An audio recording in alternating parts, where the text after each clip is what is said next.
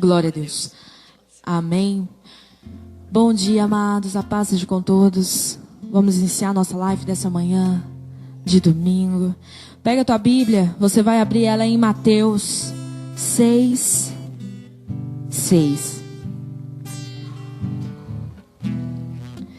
Mateus 6,6 diz assim: Mas tu, quando orares, entra no teu aposento e fechando a tua porta, ora a teu pai, que está em secreto, e teu pai, que vê em secreto, te recompensará publicamente. Amém, amados? Feche os olhos. Leva teu pensamento em Deus neste momento. Deixa o Espírito Santo de Deus entrar no seu lar nessa manhã. Deixa Ele fazer algo especial sobre a tua casa. Senhor Todo-Poderoso, ó Pai, estamos aqui, meu Deus, a tua presença, Deus. Viemos adorar ao Senhor. Viemos buscar, meu Deus, a tua palavra, ó Pai. Senhor, viemos buscar mais de ti, meu Deus. Senhor, nós precisamos estar perto, meu Pai, de ti, a cada dia, meu Deus, a cada momento. Senhor, apresento a ti, meu Deus, os nossos corações, ó Pai. Senhor, estamos necessitados, meu Pai, do teu amor, meu Deus, do teu carinho, ó Pai. Senhor, esteja conosco, ó Deus. Esteja presente, meu Pai, sobre nossas vidas, ó Deus. Senhor, tu és santo, tu és o Rei dos Reis sobre essa terra, ó Pai. Só o Senhor é o Salvador dessa terra, Deus. Senhor, esteja presente nesse lugar, ó Pai. Esteja presente nesses lares, ó Deus. Espírito Santo, vem estar visitando nós nessa manhã, ó Pai. Que o Seu Espírito Santo já esteja presente nesse lugar. E cada pessoa aqui vai receber a presença dEle nessa manhã. Prepara teu coração. Deixa o Espírito Santo de Deus falar sobre você nessa manhã. Ele tem algo especial para você. Ele é Deus. Ele é o único e suficiente Salvador dessa terra. Não há outro maior que Ele. Apenas Ele fará o que é necessário sobre a sua vida. E o impossível Ele fará acontecer. Se você está necessitado de uma cura, de um milagre, dobre seus joelhos. Peça ao Espírito Santo de Deus te visitar nessa manhã. Peça para Ele te transformar. Peça para Ele limpar o teu corpo. Senhor, liberte cada um, meu Deus, nessa manhã, Pai. Espírito Santo de Deus, estamos chamando a Ti, meu Pai. Que a adoração seja apenas para o Senhor Jesus. Aleluia.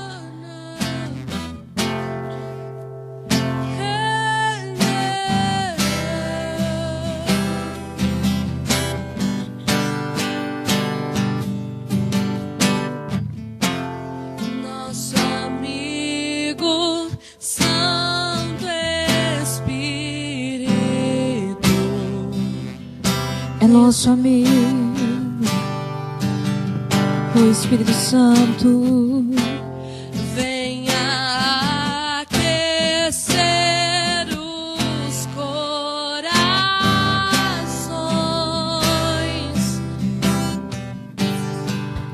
venha aquecer, vem com cura e todo o seu poder.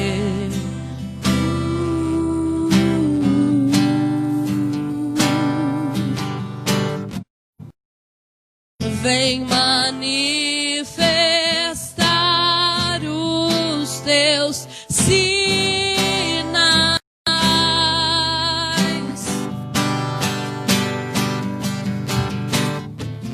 O que dizer,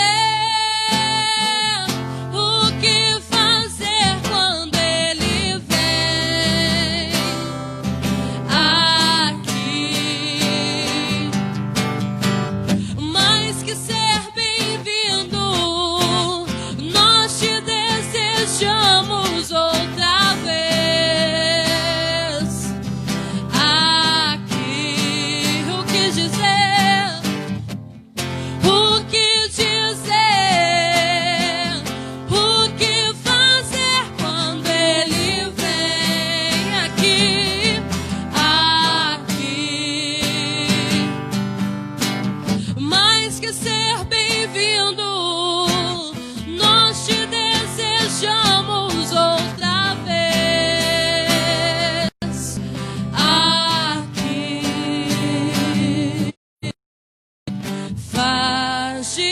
de novo, Espírito Santo.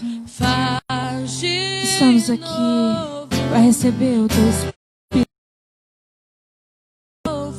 Senhor, visita cada um, meu Pai, dessa live, ó Deus. Senhor, visita esses lares, ó Deus. Faz, Senhor, faz o teu Espírito Santo entrar nesse lar e mostrar como é tremendo estar buscando a tua presença a cada momento, instante, Deus. Ah, Senhor, venha mostrar, meu Deus, para cada um nessa manhã, Deus, que o seu Espírito Santo de Deus. Aleluia. Tu és maravilhoso, Deus. De novo. Fala, faz de novo, Deus. Deixa Ele fazer novamente na sua vida algo esplêndido, real. Ele quer entrar no seu lar. O que dizer? O que fazer quando Ele vem aqui? Mais que ser bem-vindo, nós te desejamos outra vez. Vem aqui,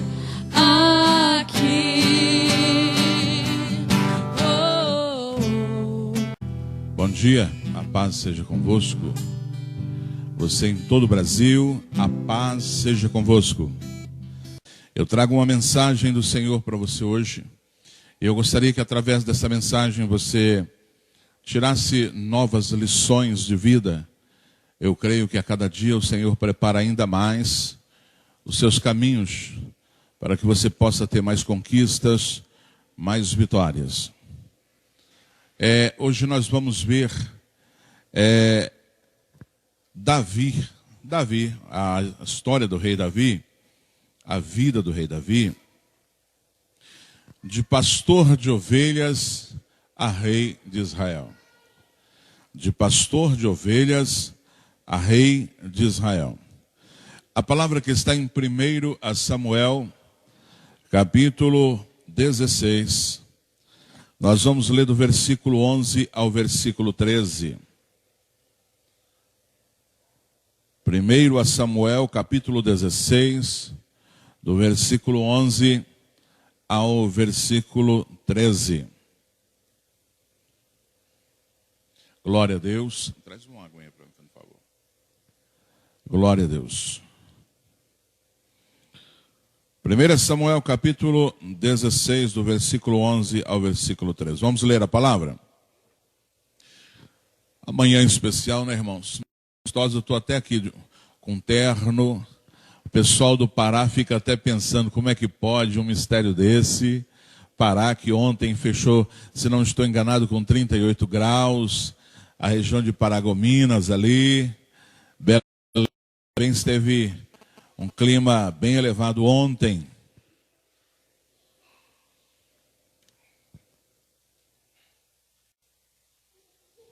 Glória a Deus. Disse mais Samuel a Jessé: acabaram-se os mancebos? E disse: ainda falta o menor que está apacentando as ovelhas. Disse, pois, Samuel a Jessé: manda chamá-lo, porque enquanto não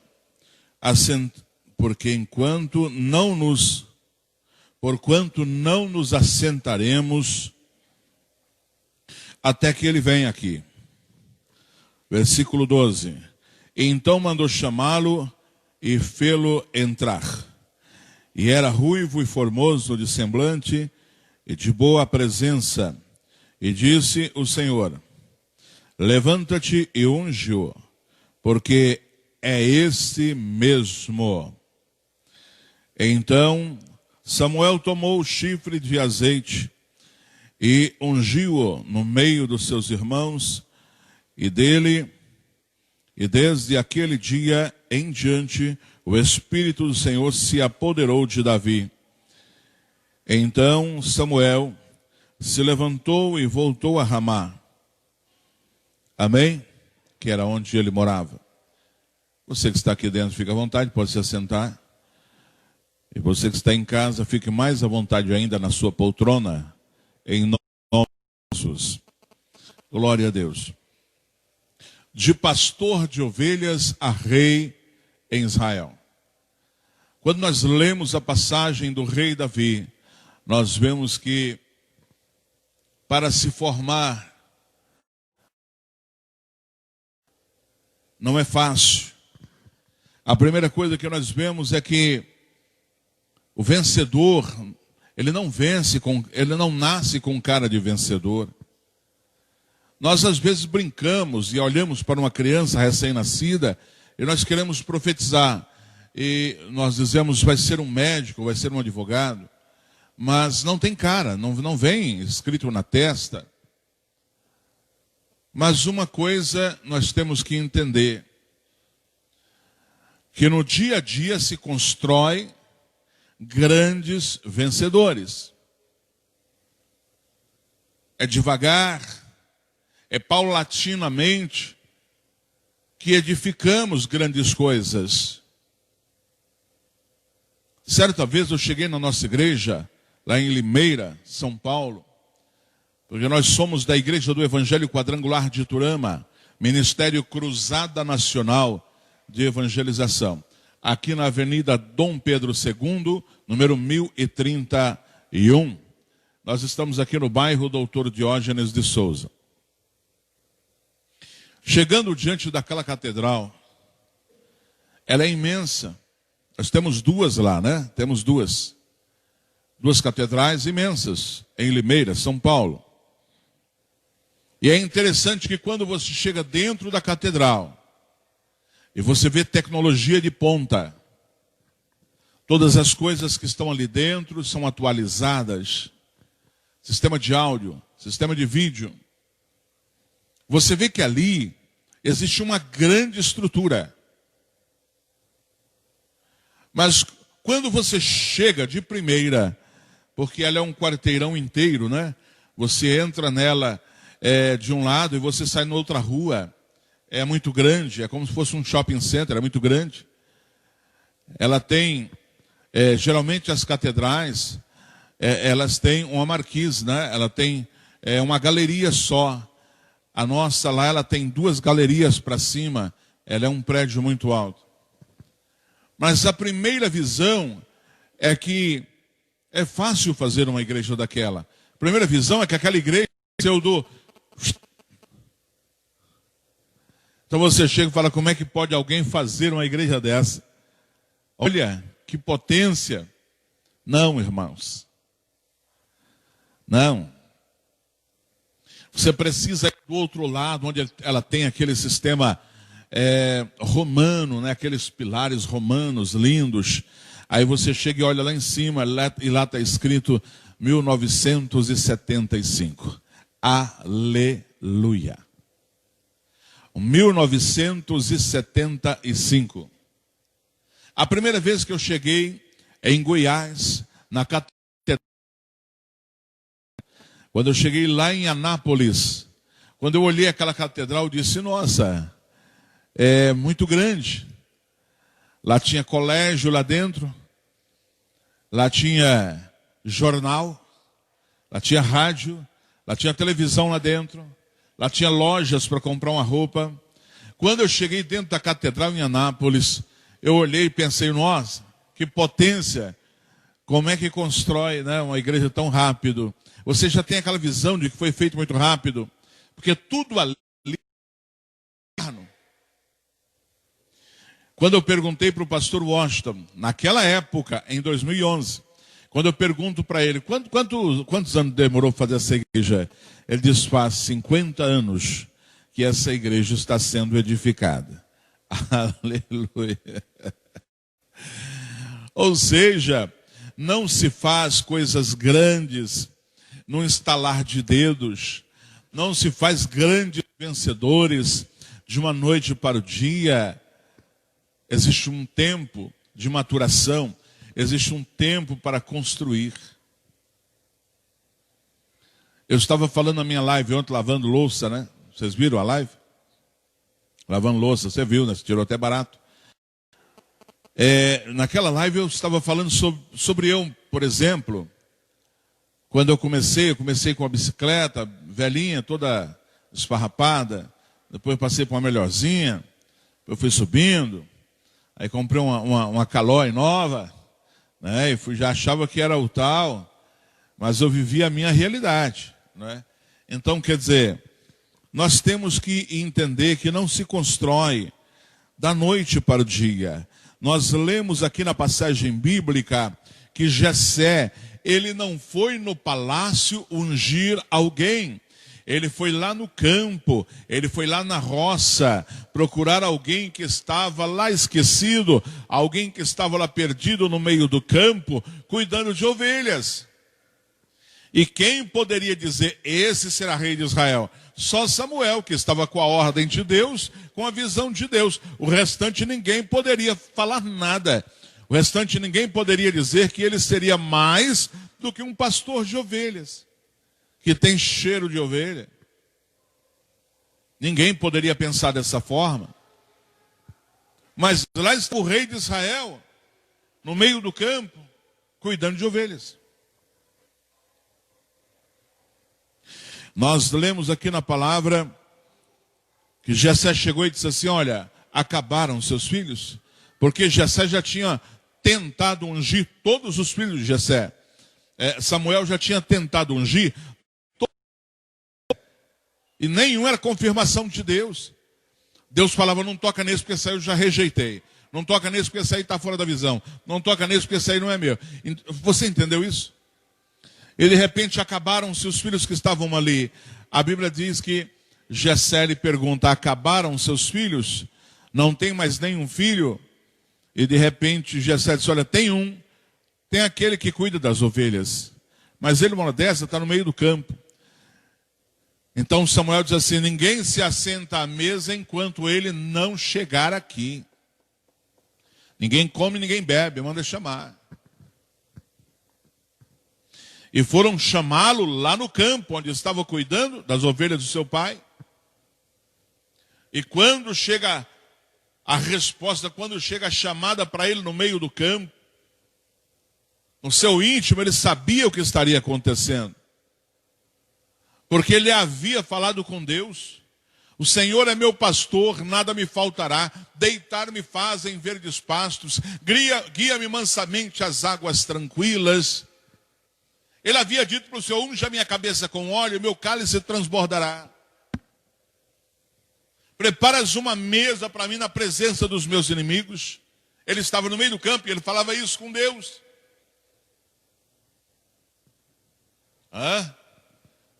É lá no meio do campo que se preparam os grandes. Campo é o lugar de forjar o caráter do camarada. Certamente que a bondade e a misericórdia me seguirão por todos os dias da minha vida. Estarei na sua casa todos os dias. Então veja bem, amados. Davi havia pedido a unção de Deus para ele. Ele pediu, unja minha cabeça com óleo, Senhor. Agora preste atenção numa coisa. Nenhum profeta ungia alguém por acaso. Quando o profeta ia ungir alguém, era para ser rei. Era para ser juiz, era para ser profeta, era para ser sacerdote, era para ser alguém especial. E agora Davi está no meio do campo e alguém chega e fala assim, Davi, é bom que você vá rápido para casa, porque tem profeta na sua casa. Se tem profeta na sua casa, Davi, é porque algo grande vai acontecer. Mas uma coisa nós temos que saber, que quando um profeta ia na casa de alguém também, ou ele ia em paz, ou ele iria para a tristeza. Porque o profeta tinha a ordem de matar ou deixar viver. Às vezes o profeta estava indo numa casa porque ele ia matar alguém lá, ele ia tirar a vida de alguém lá. Deus mandou tirar a vida, ele vai lá e tira a vida. Deus manda dar a vida, o profeta vai lá e dá a vida. Então, de repente, quando você lê na palavra, Jessé pergunta para Samuel, a sua vinda é de paz? Ele disse, minha vinda é de paz. Eu te chamo hoje para sacrificar comigo. Eu trouxe aqui uma vaca para a gente sacrificar. Vamos sacrificar. Vamos para a sua casa. Eu tenho um negócio para fazer na sua casa. Tudo isso fazendo dessa forma para que o rei Saul não descobrisse nada. Então veja agora, Samuel ele vai à casa de Jessé e ele tem que ungir alguém para ser rei sobre Israel. E esse alguém não está vestindo vestes lindas, maravilhosas, não está vestindo vestes reais, ele está vestindo as vestes de um pastor de ovelhas. Aleluia! Diz a Bíblia, então Samuel tomou o chifre de azeite e ungiu-o no meio de seus irmãos. E desde aquele dia em diante, o Espírito do Senhor se apoderou dele. Então Samuel se levantou e voltou-se a Ramá. Olha que coisa linda, irmãos. Davi havia pedido, preparas uma mesa para mim na presença dos meus inimigos. Às vezes você não está entendendo, mas os irmãos de Davi eram inimigos dele. Mesmo Davi sendo pastor de ovelhas, os irmãos não concordavam com ele, porque ele era da fé. Ele era o camarada da fé. Enquanto eles chegavam falando de armas, ele chegava falando de Deus. Enquanto eles chegavam lá do arraial de Israel, porque eles eram soldados, trabalhavam junto com Saul. Enquanto eles chegavam de lá falando de armas bélicas, enquanto chegavam lá dizendo, nós matamos hoje 50 pessoas, a guerra foi boa e tal. Davi estava falando de ovelhas, Davi estava falando de pastorear, Davi estava falando de Deus. E eles odiavam Davi porque a conversa dele era diferente. Não enquadrava, irmãos. E agora que eles vão odiar Davi, porque Davi está sendo ungido rei sobre Israel. Agora uma coisa nós temos que entender, irmãos. Os irmãos, quando vê ungir ele, o que você pensa? Samuel não falou, estou te ungindo rei em Israel. Não, Samuel derramou o chifre de azeite e o Senhor falou, tudo pronto. Vai embora para Ramá, para sua casa. Samuel pegou o chifre de azeite, colocou na cabeça do menino e disse para ele assim, você não pediu? Então o Senhor está te dando. O Senhor via você lá no campo enquanto dizia, o Senhor é meu pastor e nada me faltará. Enquanto você estava lá dizendo, guia-me mansamente às águas tranquilas, o Senhor estava vendo. Enquanto você dizia, derrama o azeite na minha cabeça e meu cálice vai transbordar, o Senhor olhava para você. E você dizendo para o Senhor, o meu cálice vai transbordar. Enquanto você dizia lá para o Senhor, lá no campo, certamente que a bondade e a misericórdia estarão comigo por todos os dias da minha vida. O Senhor estava te ouvindo. Aleluia. Agora uma coisa eu quero que você entenda. Davi ele termina de receber a unção para ser rei sobre Israel. Mas será que ele já vai tomar posse do trono? Não. Davi ele volta para o campo, porque é onde ele vai ser preparado para ser rei de Israel.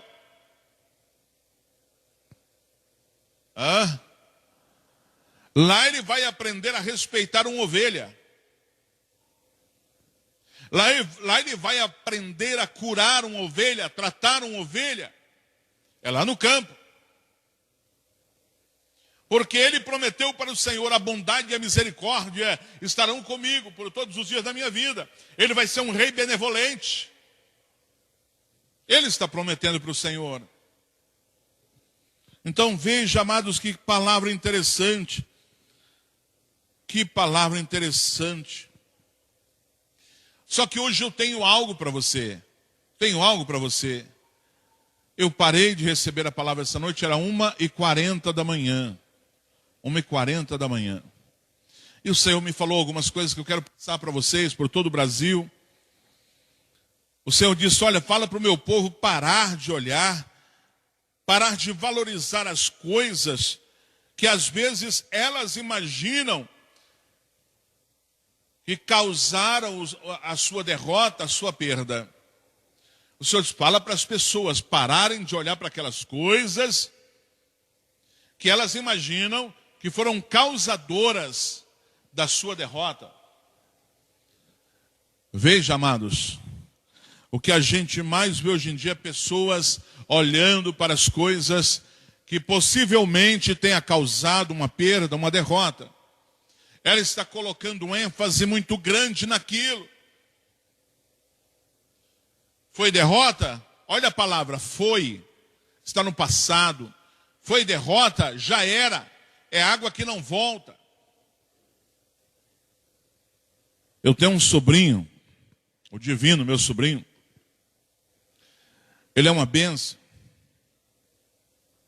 Há muitos anos atrás, há mais de 30 anos,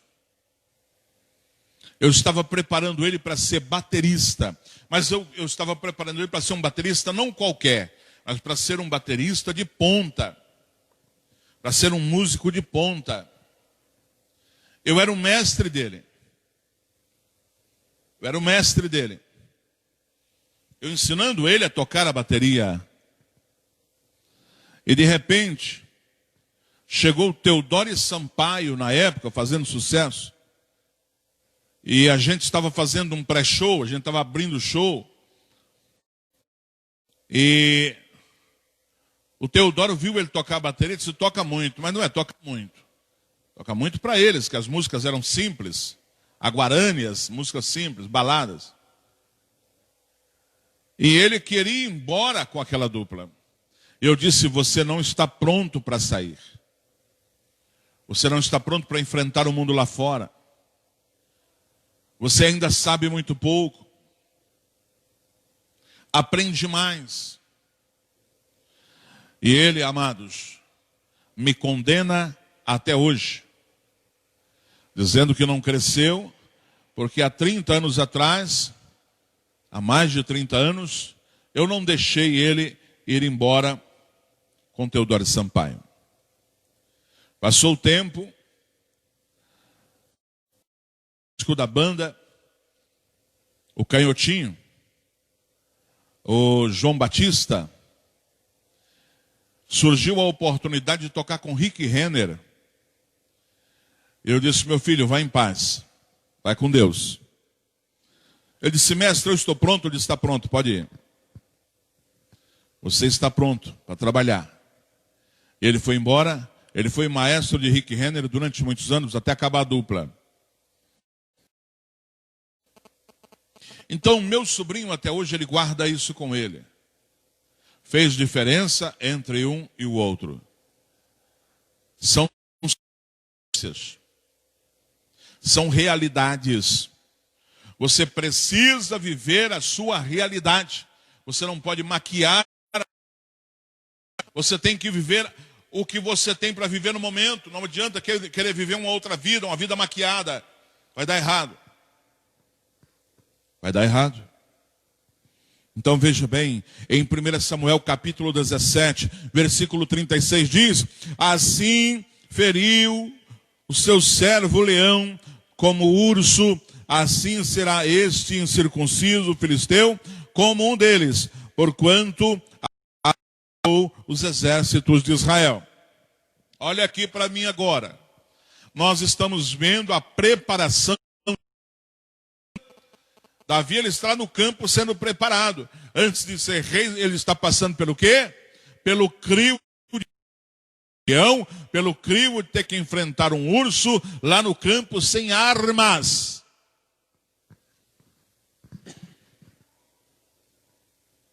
Ele está lá no campo, ele não tem um revólver, ele não tem uma espingarda, ele não tem uma arma bélica, não, ele está de mão limpa, somente com o seu cajado, e agora surge o quê? O tratamento, o amadurecimento. E o que ele disse aqui? Que ele enfrentou o urso, ele enfrentou o leão. Tudo isso é treinamento, é preparo para o novo de Deus que virá, para o grande de Deus que virá. Não queira fazer antes da hora, viva a sua realidade, não se vive uma realidade que não existe. Não se cria uma realidade. A realidade ela vai acontecer. Amados, o pastor Josué Bengson, eu falei isso na live ontem, eu vou repetir aqui. O pastor Josué Bengson, que é o nosso presidente do estado do Pará, da quadrangular do estado do Pará, que é cruzada nacional também. Pastor Josué Benson, em 2012, eu estava em Belém, na convenção de lá, porque eu fui 4 anos para a convenção de lá. Eu preguei no estado do Pará quase todo lá, preguei em várias cidades.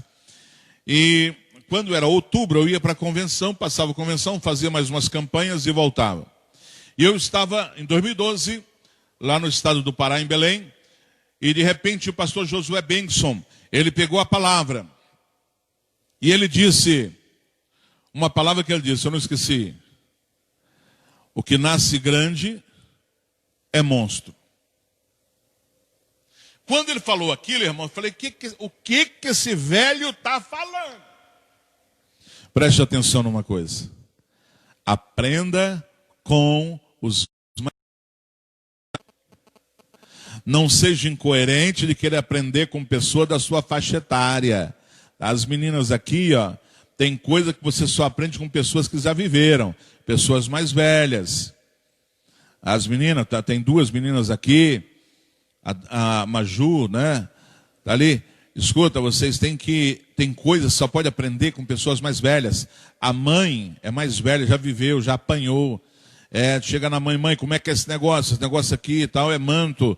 Me ajuda aí. A mãe fala, minha filha, apanhei que nem vaca na horta com esse negócio, sai fora, que você apanha também. E ela sai fora, entendeu isso? Aí vai falar com menina, você assim, não, chega junto, pega pra valer, deixa escapar não. Pronto, se ferrou, acabou. Você já viu pessoas passar por isso? O que nós vemos aqui, irmãos? Pastor Josué Benson, com 75 anos de idade, dizendo assim, o que nasce grande é monstro. Depois eu fui, irmão Tiago, eu fui ruminar a palavra, sabe? O que nasce grande é monstro. Eu fui ruminar. Irmãos, o monstro pode nascer pequenininho, ele é monstro. Ele pode nascer desse tamanho, ele é monstro. Ele pode nascer grandão, ele é monstro. É monstro, de toda situação ele é monstro. 2012, Deus falou comigo que era para abrir uma igreja. Eu rodei pelo Brasil inteiro, como falei para vocês na live ontem. E os superintendentes, amigos meus, diziam, tem uma igreja para você aí. Cheguei em São Roque, tem uma igreja para você aí. O bispo, ó, aquele abraço, hein? Eu sei que você não levantou ainda, você levanta mais tarde. Mas ó, aquele abraço. O bispo disse, olha, tem São João Novo aí. Eu falei, não é meu esquema, não é minha praia. Não é? Mas Deus havia falado comigo que tinha que abrir uma igreja. Por isso que eu não queria pegar igreja nenhuma. Deus disse, só você tem que abrir uma igreja. E aquela palavra, o que nasce grande é monstro. Aquilo me batia, doído. E quando foi em 2013, a gente estava em São Paulo, eu, Maria Júlia, D'Ângela, a pastora Kenny, a gente estava em São Paulo na convenção. E elas falaram comigo, pai, nós precisamos abrir uma igreja. Mas já estava no meu coração, já há 1 ano, em oração e jejum. E eu falei, quem falou isso? Não, Deus falou, que é para abrir uma igreja. Eu falei, amém. Em 2013, em outubro de 2013, abrimos a igreja na nossa casa. Começamos a igreja como uma célula. E a igreja foi crescendo e está hoje essa catedral. Com 6 anos, nós chegamos a esta construção. Mas tivemos que começar pequenos.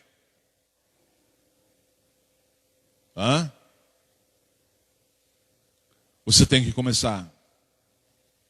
Se você não começar, nada vai acontecer. Amados, às vezes nós erramos muito. Por quê? Porque às vezes não olhamos para o nosso potencial. Às vezes a gente olha para o potencial de outra pessoa e não olha para o nosso. Nossa, você viu aquela mulher? Aquela mulher é forte. E você? Nossa, aquele homem é inteligente. Mas e você? Você tem que olhar para o seu potencial. Nós olhamos somente para as circunstâncias, enquanto nós desviamos o nosso olhar para aquilo que não vai nos construir, nós estaremos embaixo e nunca estaremos em cima. Olhar para as coisas que temos, precisamos olhar e ver que nós somos pequenos até em determinadas situações, mas nós temos como crescer naquilo. Nós temos como avançar naquilo.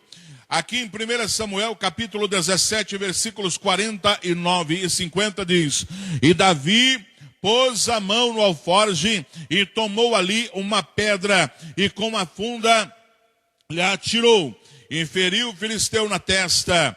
E a pedra se encravou na testa e caiu sobre o seu rosto em terra. Assim Davi prevaleceu contra o filisteu com uma funda e com uma pedra.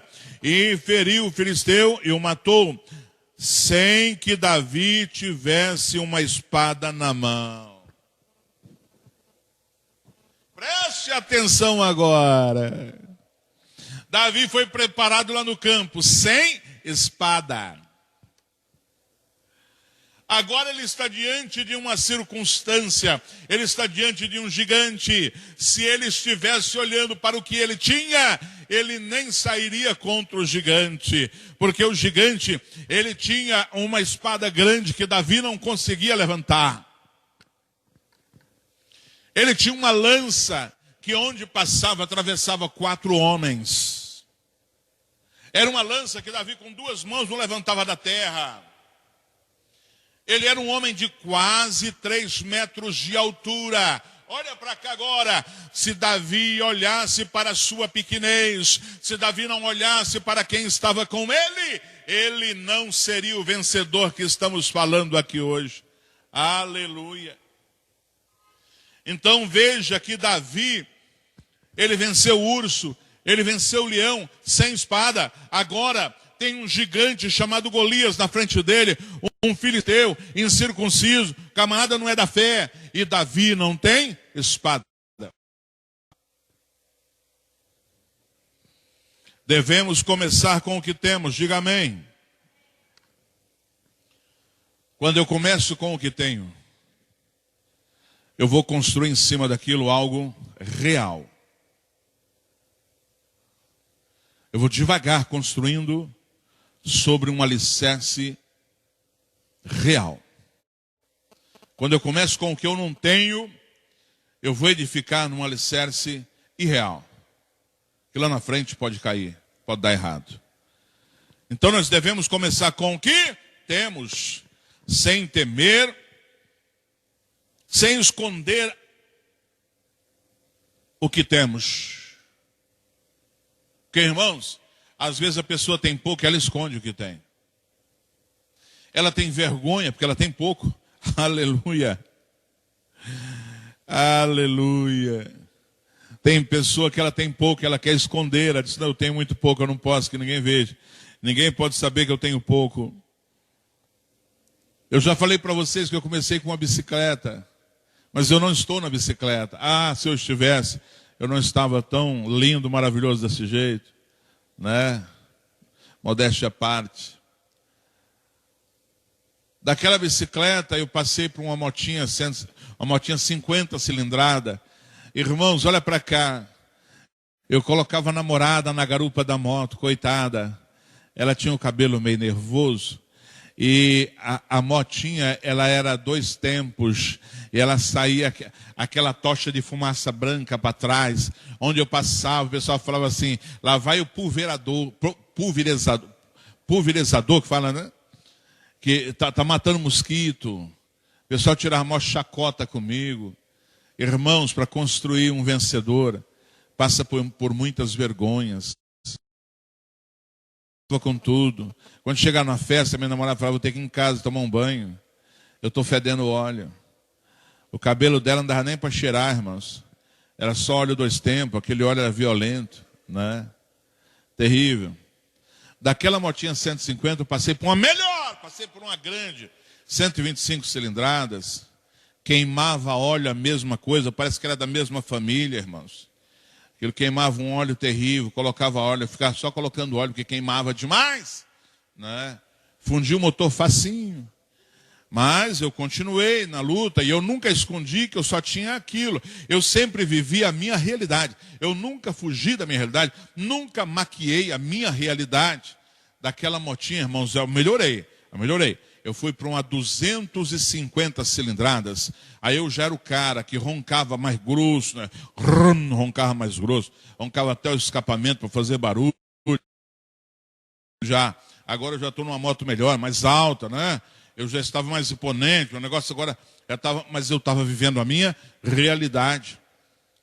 Irmãos, depois daquela moto, eu falei, agora eu vou ter um carro, glória a Deus, aleluia. Comprei um Fusca 74, né? Comprei um Fusca 74. E é a luta, irmão, você tem que viver a sua realidade. Aí, escuta só, comprei um Fusca 74, aí eu já estava namorando a pastora Kênia, né? E a gente já estava, na era do Fusca, a gente já estava até casado. Escuta, aí eu teve um dia que ela falou assim, ou eu ou Fusca. Eu falei, que isso, amor? Não aguento mais. Todo o dinheiro que faz é para pagar a oficina do Fusca. Meus braços estão me engrossando de tanto empurrar o Fusca. Irmãos, um dia nós saímos 7 da manhã de Iturama. Quando foi 5 da tarde, a gente estava chegando em Lembra do Oeste. Nem Natal não tinha mais. Terrível. Mas era a minha realidade, eu vivia aquela realidade. E eu ainda sabia ser metido com aquele Fusca. Saía na cidade como se eu tivesse o único carro da cidade. Era a minha realidade. Eu vou só compactar para você entender. Hoje vocês conhecem o meu carro. Vocês conhecem o carro da minha família hoje. Vocês conhecem o nosso carro. Não é o melhor carro do mundo, mas é um carro que vai a qualquer lugar. Tem ar-condicionado, tem ar quente, tem trava elétrica, tem alarme. Só não tem dinheiro, mas o resto a gente corre atrás. Não é? Entendeu isso, irmãos? Nós nunca podemos maquiar a nossa realidade. Nós temos que enfrentar a nossa realidade. Nós temos que viver a nossa realidade. Porque a partir daí é que nós vamos construir o nosso amanhã. Então veja bem, você nunca deve viver além da sua realidade. Vai dar errado. Irmãos, tem gente que vive além da sua realidade. Eu tive amigos que vestiam só roupa de marca, irmãos. Mas não pagava ninguém, irmãos. Só calçava calçado de marca. Um dia teve um amigo meu que chegou e me falou, Antônio Augusto, você precisa te atipar, negrão. Eu falei, o que foi, Xará? Precisa te atipar, o que é isso? Olha como é que eu visto. Eu sou preto, mas como é que eu visto? Eu falei, você não paga ninguém. Essa roupa pagou. Falei, deixa eu te falar uma coisa. Sou preto, mas eu pago as contas, filho. Isso aqui que eu estou usando aqui é tudo roupinha vagabunda, é tudo roupinha de lá de ponta de estoque. Só que está pago. Essa é a minha realidade. Se eu posso vestir uma calça importada, eu vou pensar ainda 10 vezes. Aí eu visto. Essa camisa aqui, ela é uma camisa de marca. Nem sei a marca, eu sei que é caro. Essa calça é boa? Amém, glória a Deus. Mas é a minha realidade. A minha realidade. Então não queira viver fora da sua realidade. Não queira viver além da sua realidade. Vai dar errado esse negócio. Lá na frente dá errado. Tem pessoa que não pode, não pode passar aí na frente de nenhum boteco. Deve para todo mundo. Não tem jeito. Comprou e não podia pagar. Tem pessoa que anda de carro zero. Mas irmãos, deve o carro inteiro. O banco é dono do carro. Troca de carro todo ano. Pastor, eu não sei ficar de carro sem... Eu não sei ficar sem trocar o carro todo ano. É um escravo. O carro nunca é dele. Esse carro nosso aí, irmãos, não deve um centavo. Isso é carro quitado, irmãos. Entendeu isso ou não? Eu vivo a minha realidade. Eu já vi pastor amigo meu comprar carro que não dava conta de pagar. Carro 120 mil reais. 140 mil. Depois perdeu o carro, irmão. Para quê? Para que ser envergonhado? Onde pagar, irmão? Porque eu vivo a minha realidade. Vocês sabem, eu estou aqui na igreja, eu não tenho salário na igreja. Como é que eu vou fazer um compromisso de pagar R$1.000 por mês se eu não tenho salário na igreja? É realidade. Não é isso? Então viva dentro da sua realidade. Davi, ele vivia a sua realidade. Davi, ele estava lá no campo cuidando de ovelhas. Ele não escondia que era um pastor de ovelhas. Ele vivia a sua realidade. Davi depois, ele toma agora o Israel. Ele passa a ser rei. Você conhece a história. Aí ele começa a viver a realidade de um rei. Ovelhas vai viver a realidade de um rei, irmão. Já pensou o pastor de ovelhas vestido com terno de rei, todo pomposo, cuidando de ovelha, curando a ferida de uma ovelha, subindo numa montanha para salvar a outra. Viu isso? Não. Cada coisa tem que ser em seu devido lugar. Às vezes a pessoa diz, irmãos, que quebrou, que teve um lá na empresa e que vai pegar um dinheiro emprestado, um dinheiro a juro, vai saldar aquela dívida e vai dar tudo certo depois da pandemia. Já vai... Escuta. Um buraco nunca pode tapar o outro buraco. Recomeça com o que você tem. Já pensou? Você vai lá e pega dinheiro, vai pegando dinheiro nessa pandemia. A pandemia termina lá para fevereiro, março, e você está devendo o que nunca deveu na sua vida. Recomeça com o que você tem. Recomeça com o que você tem. Para você recomeçar. Aleluia. Irmãos, para toda vitória existe uma escalada de degraus. Não adianta. Ou seja, uma vitória não se faz em si mesma. É preciso ter um enfrentamento de etapas para se chegar a uma vitória. Eu já vi nas convenções, eu já vi nos congressos, pastor pregando diz assim: receba! Não recebeu nada, irmão. Não recebeu nada. Vitória é uma escalada. Pastor, eu conquistei hoje, mas quanto tempo faz que você está pagando o preço para chegar àquela conquista? Pastor, eu venci hoje, mas faz quanto tempo você está pagando o preço para ter essa vitória? É assim que se constrói uma vida de sucesso. É assim que se constrói uma vida de sucesso. Não existe vitória num estalar de dedos. Isso não existe. Se falaram isso para você, enganaram você. A sua vitória é a consagração de toda uma vida de construção que você teve. Então entenda isso. Eu tenho vivido dessa forma. Agora uma coisa você tem que aprender: cuidado com as pessoas com quem você anda, cuidado com as pessoas que você toma conselhos, porque às vezes são pessoas que podem fazer você um animal rastejante, um animal qualquer, que não vai a lugar nenhum. Cuidado, eu vou repetir, cuidado com as pessoas que você tem andado e tem tomado conselho, porque essas pessoas podem tornar você um animal rastejante que não vai a lugar nenhum. Pastor, mas do que o senhor está falando? Anda com pessoas, preste atenção nisso, e tome conselho com pessoas que querem te ver voar alto. Aleluia, glória a Deus. Ande com pessoas, tome conselho com pessoas que querem te ver voar muito mais alto, voar como águia. Aleluia, quem recebe, recebe aí, vai lá. Irmãos, a águia tem que andar com águia. A águia tem que conviver com a águia. A águia tem que tomar conselho com a águia. Eu acho que você está entendendo isso. Então veja bem, você não pode de maneira alguma fazer como servo, como o corvo. Ai, pastor, eu sou águia, mas quero viver como corvo. Vai dar errado. Vai dar errado.